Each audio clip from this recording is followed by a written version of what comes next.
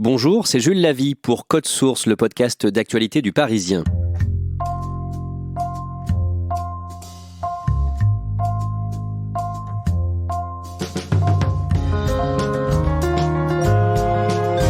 Elle a côtoyé les sommets et tutoyé la mort. L'alpiniste française Elisabeth Revol s'était montrée discrète depuis le drame du Nanga Parbat en janvier 2018.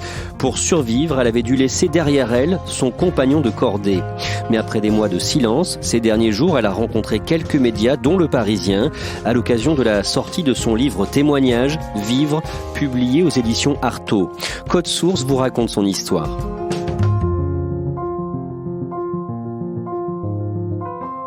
À mes côtés, Vincent Mongaillard du service Société du Parisien. Vincent Mongaillard, vous êtes allé rencontrer Elisabeth Revol chez elle, dans la Drôme, dans le village de Soux.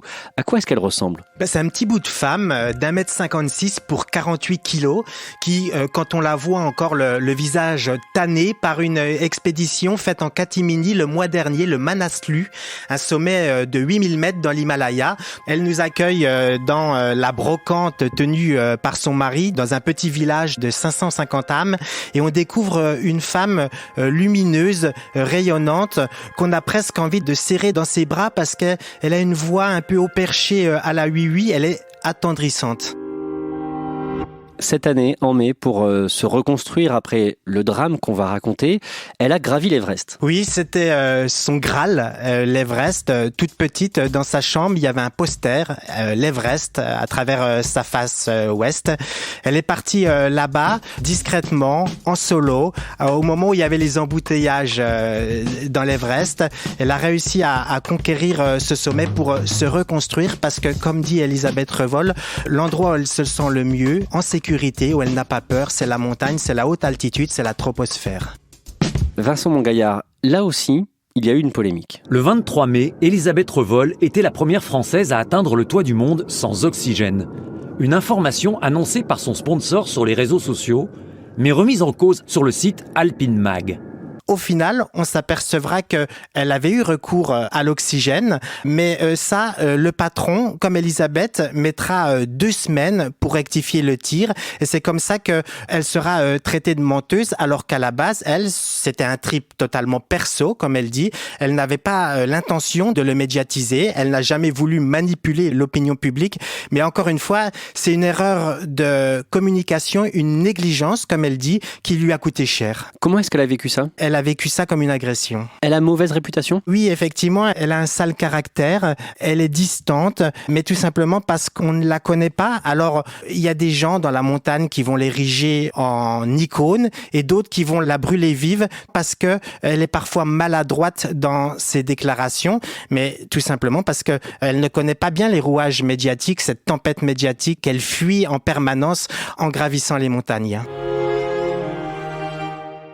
On va essayer de mieux la connaître, peut-être de la comprendre grâce à vous, Vincent Mongaillard. Elle a grandi dans quel milieu ? Alors, elle a grandi dans un milieu social très modeste. Son père est agent de la DTE, entretient les routes, et sa mère est femme au foyer. Elle a grandi dans la Drôme, pas très loin des falaises, pas très loin des montagnes. À quel âge elle a fait sa première randonnée ? Elle a fait sa première randonnée à 4 ans au refuge du Glacier Blanc dans les Hautes-Alpes à 2500 mètres d'altitude.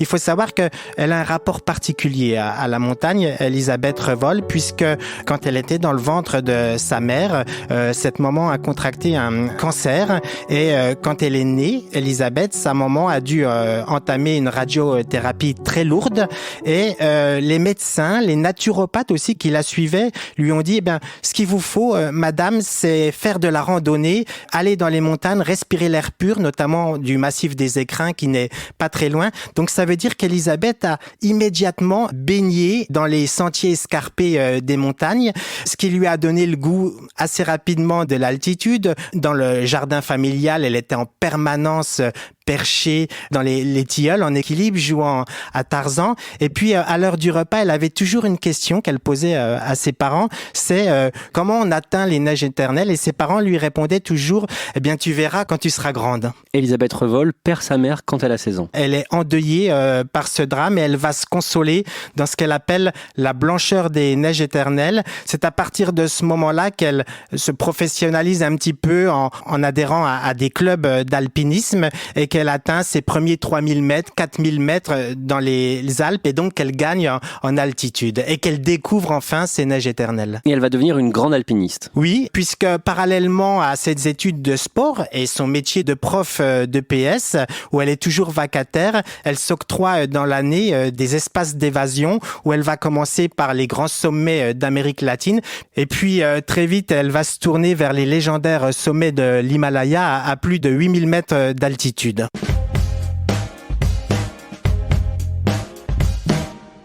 En 2009, elle perd un compagnon de cordée dans une tempête. Oui, dans une tempête de neige lors d'un sommet mythique qu'on connaît bien en France parce qu'il a été conquis pour la première fois par un Français, c'est l'Annapurna. Et effectivement, elle ne reverra en raison du blizzard plus jamais ce compagnon de cordée tchèque. Une perte qui va pendant 4 ans la tenir éloignée des grands sommets. Pendant ce temps-là, elle se remet au raid aventure où elle couple à la fois de la randonnée mais plutôt en moyenne altitude avec du kayak, avec du vélo, mais pendant longtemps, elle se met en sevrage des hautes altitudes. Elisabeth Revol finira par avoir envie de retrouver les plus hauts sommets et en janvier 2018, elle se lance dans l'ascension du Nanga Parbat au Pakistan. Le Nanga Parbat est surnommé la montagne tueuse et pour cause, jusqu'à sa première conquête en 1953 par une cordée allemande, ce sommet a fait 31 morts. Donc c'est un sommet au pente très abrupte avec des séracs, des couloirs d'avalanche et c'est un sommet très difficile à conquérir, a fortiori en hiver puisque là les conditions climatiques sont encore plus changeantes. Qu'est-ce que ça représente pour un alpiniste, le Nanga Parbat ? Ça représente un Graal moins embouteillé que l'Everest, mais un sommet mythique qu'on rêve tous de conquérir quand on a envie de s'offrir la collection des 14-8000 mètres de l'Himalaya. Elle a un compagnon de cordée dans cette aventure, Tomek Makievich. Est-ce que vous pouvez nous le présenter ? Tomek, comme pour Elisabeth d'ailleurs, le Nanga Parbat, c'est son Graal. Il en est à sa 7e tentative, qui jusque-là ont tout avorté. Tomek, il a un profil un peu particulier dans le milieu de la montagne. Il a eu beaucoup de bas. C'est un héroïnomane à la base qui s'est reconstruit grâce à la montagne. Il est aussi mystique. Il entretient avec le Nanga Parbat une relation particulière. Il y voit une divinité avec qui il cause. Donc, alors que Elisabeth est plutôt très terre à terre, lui est un petit peu dans les nuages, mais ça forme un binôme totalement complémentaire et qui fonctionne à merveille. Comment commence la montée ? Tout fonctionne à merveille et le binôme fait ça en style alpin, c'est-à-dire que c'est pas rien le style alpin, c'est sans oxygène, sans corde fixe et sans porteur, sans Sherpa, donc en totale autonomie. Les conditions sont plutôt clémentes jusqu'à l'approche du sommet. On est parti pour la tentative. Sommet sur le Nanga Parbat. En hiver. Il n'y a pas beaucoup de vent. Il fait pas très chaud. Mais ça va, il fait meilleur qu'hier. Le lever de soleil est magnifique. Le 25 janvier 2018, Elisabeth Revol atteint le sommet, suivie de près par Tomek Makievich. Que se passe-t-il pour elle ? Il commence à faire nuit. Elisabeth est arrivée en tête. Elle est totalement heureuse. Elle est presque euphorique. Et puis là aussi, elle voit arriver Tomek. Les premiers mots de Tomek vont être de dire à Elisabeth, « Elie, je te vois flou ». Et là, tout de suite dans ma tête, c'est vraiment danger. Là, on est parti pour un mauvais moment, quoi. On est parti pour un mauvais moment qui va être long. C'est un choc parce que quand on voit flou quelqu'un à 8000 mètres d'altitude, c'est que l'organisme ne tourne plus rond. Tomek est atteint de ce qu'on appelle la cécité des neiges. Durant l'ascension, il a mal mis son masque sur son visage pour se protéger des rayons du soleil. Et puis, tout ça est couplé à un début d'œdème pulmonaire. Donc, la joie est de très courte durée parce que, comme dans toute conquête d'un sommet, le plus dur, c'est pas l'ascension, mais c'est la redescente. Et là, c'est le plus compliqué puisque Tomek n'est plus autonome. Elisabeth devient ses yeux et ses jambes. Ils avancent tous les deux péniblement dans la nuit. Il faut redescendre. Tomek se sent de plus en plus fragilisé, peine à avancer. C'est l'enfer givré du Nanga Parbat, un cauchemar qui va durer des heures et des heures. Là, on ne peut pas camper sur place pour passer la nuit? Impossible de camper, on peut se mettre éventuellement à l'abri dans une crevasse, mais chaque heure compte quand on a un œdème pulmonaire. Idéalement, il faudrait qu'un hélicoptère puisse venir les chercher à 8000 mètres d'altitude, mais c'est totalement impossible, techniquement impossible, donc il faut redescendre le plus bas possible. Ensemble, les deux vont réussir à descendre jusqu'à 7300 mètres, mais là, Tomek ne peut plus avancer. Il fait moins 50 degrés Celsius, et les vents atteignent 120-130 km/h. Elisabeth Revol le met à l'abri du blizzard. Ils échangent encore quelques mots. Tomek lui dit « Je suis épuisé, je veux me reposer ». Elisabeth, elle, lui répond « Ne t'inquiète pas, Tomek, l'hélico va très vite venir te secourir ». Et là, elle est obligée de l'abandonner? Elle est condamnée à l'abandonner. Elle n'a pas le choix. D'abord, si elle veut sauver sa peau et multiplier les chances de sauver Tomek. Donc, elle redescend seule, effectivement. Un périple là qui va durer 48 heures. Il faut savoir qu'elle est sans vivre, sans eau. Elle est à 7000 mètres d'altitude. Elle n'a pas dormi depuis 80 heures. Et dans ces conditions, elle commence un petit peu à perdre sa tête. Elle a des hallucinations incroyables. J'imaginais en fait qu'il y avait des personnes qui m'amenaient du thé chaud, des bouteilles d'eau chaude. Et à un moment donné, en fait, pour remercier cette personne, il y a une dame qui me dit « Mais est-ce que je peux prendre ta chaussure ? Parce que voilà, je t'ai amené quelque chose de chaud, maintenant tu te sens mieux, donc est-ce que je peux prendre ta chaussure ?» Et à ce moment-là, en fait, machinalement, je me lève, j'enlève ma chaussure et je lui donne ma chaussure. Elle se retrouve en chaussettes par moins 50 degrés, ce qui va lui occasionner des gelures qui provoqueront à son retour des amputations de ses orteils. Et cette course contre la montre, contre la mort, est suivie en direct à travers le monde. Oui, parce que à des milliers de kilomètres de là, en France, une femme qui a suivi les exploits par le passé d'Elisabeth Revol lance un appel aux dons pour qu'on puisse venir la secourir. Et donc, grâce aux réseaux sociaux, on suit pas à pas sa redescente, puisque Elisabeth Revol peut communiquer avec une sorte de téléphone satellite qui la guide. Donc, c'est vraiment une course contre la mort suivie en direct. Historiquement, on n'a jamais eu ça dans l'histoire de la montagne, une alpiniste qui tient en haleine le monde entier. Concrètement, qu'est-ce qu'elle dit, Elisabeth Revol? Qu'est-ce qu'elle envoie comme message à ce moment-là? Elle dit qu'elle est au plus mal, que Tomek risque de mourir, qu'il faut absolument le sauver, et elle demande à ce qu'on puisse venir la chercher en donnant ses points GPS, donc elle est localisée. Et c'est comme ça que va pouvoir se mettre en place une incroyable chaîne de solidarité, puisque à quelques centaines de kilomètres de là, on a une équipe d'alpinistes très chevronnés, polonais, une cordée polonaise qui est en train de tenter l'ascension du K2, qui est un autre sommet mythique de l'Himalaya, en hiver. Et cette équipe-là, alors qu'elle était proche de son objectif, va se dérouter. On a entendu parler d'un problème sur le Nanga Parbat quand on était au camp 1 du K2. J'ai compris tout de suite, face à une telle situation, qu'il fallait interrompre notre ascension du K2 et proposer notre aide pour une mission de sauvetage. Cette équipe-là va se dérouter, va être héliportée jusqu'au pied du Nanga Parbat, et une équipe de 4 personnes va, dans la nuit, se lancer au secours d'Elisabeth Revol à fond la caisse. Jamais une équipe n'aura été aussi vite. Et au final, sur les 4, il y en a 2 qui réussissent à atteindre en pleine nuit Elisabeth Revol, qui est saine et sauve, mais très très affaiblie. Elisabeth, heureux de te voir. Adam, je l'ai. Il faut encore redescendre jusqu'à 6000 mètres d'altitude. Donc, d'abord, les 2 alpinistes polonais vont lui remonter le moral, lui donner des vêtements chauds, lui donner des barres céréales, donc faire le plein de calories pour lui redonner un petit peu de force pour redescendre jusqu'à l'hélicoptère qui les attend vers 6000 mètres d'altitude. Ensuite, Elisabeth Revol va être soignée. Ensuite, l'hélicoptère retourne jusqu'à Islamabad. Là, Elisabeth diabète est pris en charge par les autorités françaises présentes à Islamabad.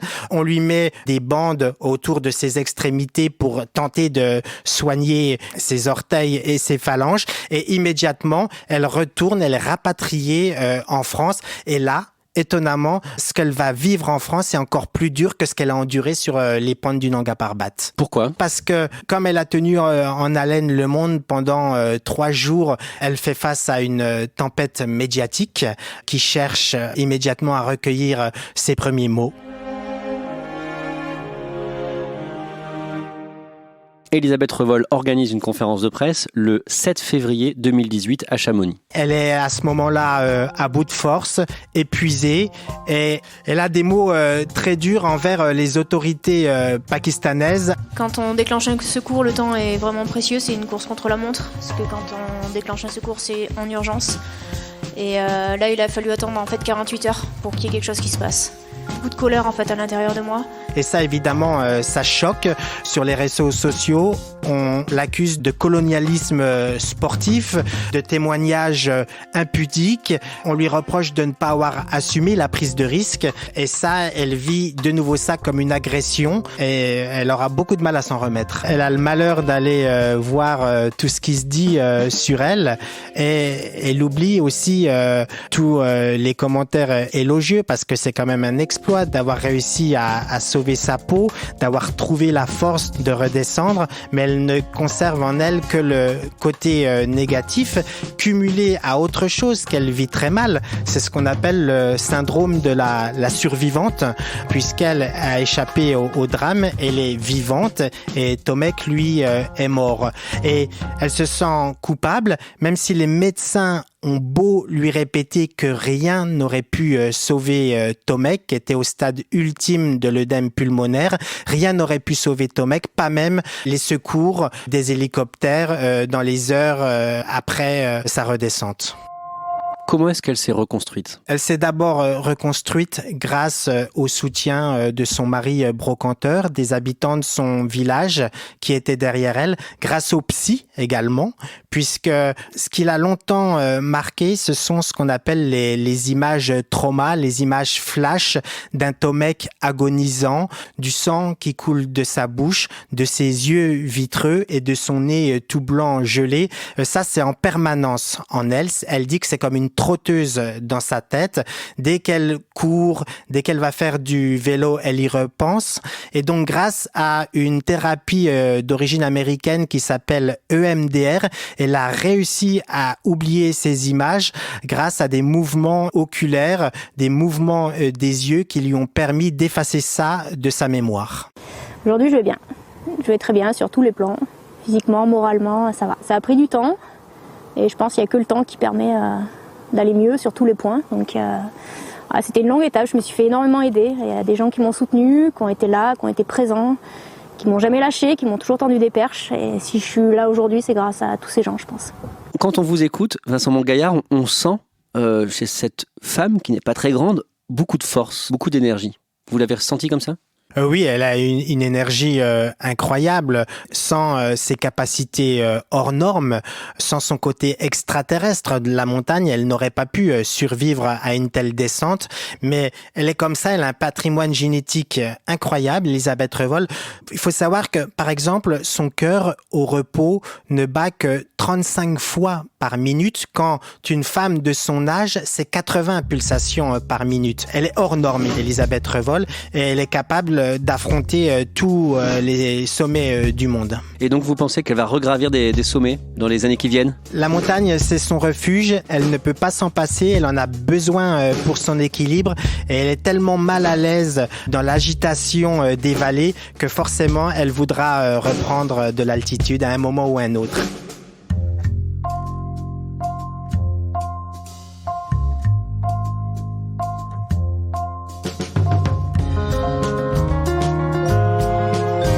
Merci à Vincent Montgaillard, dossier conçu et préparé par Jeanne Boézek. Code Source est le podcast d'actualité du Parisien, production Clara Garnier-Amouroux, réalisation Benoît Gillon et Alexandre Ferreira. Si vous aimez Code Source, n'oubliez pas de vous abonner sur votre application de podcast préférée.